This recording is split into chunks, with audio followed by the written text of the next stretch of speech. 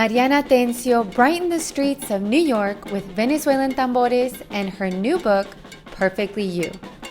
You might recognize her from Univision or Fusion TV and is now a journalist for MSNBC and NBC News. Her new book, Perfectly You, is about embracing the power of being real. Mariana, as women, as daughters, as mothers, we all deal with daily imperfections. How would you say you deal with those imperfections on a daily basis? Women deal with the idea of perfection much more than men. I've traveled around the world and I've seen it everywhere.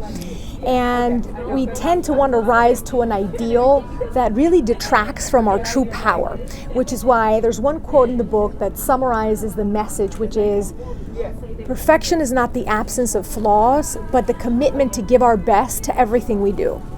Also, being in the media world, we also deal with many imperfections at home, in the office.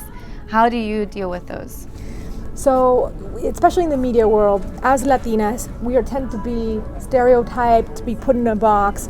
It took me 10 years of this journey to realize that there's no point in being in the box because you won't tell the stories of your community and you will not ultimately stand out because you're not being true to who you are. So I would tell Latinas in media that are dealing with this ideal of perfection, don't be put in the box, expand and be yourself.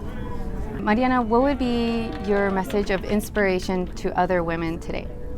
Show up as your best self. Leave the imposter syndrome at the door and know that you belong to every room you enter. From New York City, I'm Barbi, U News.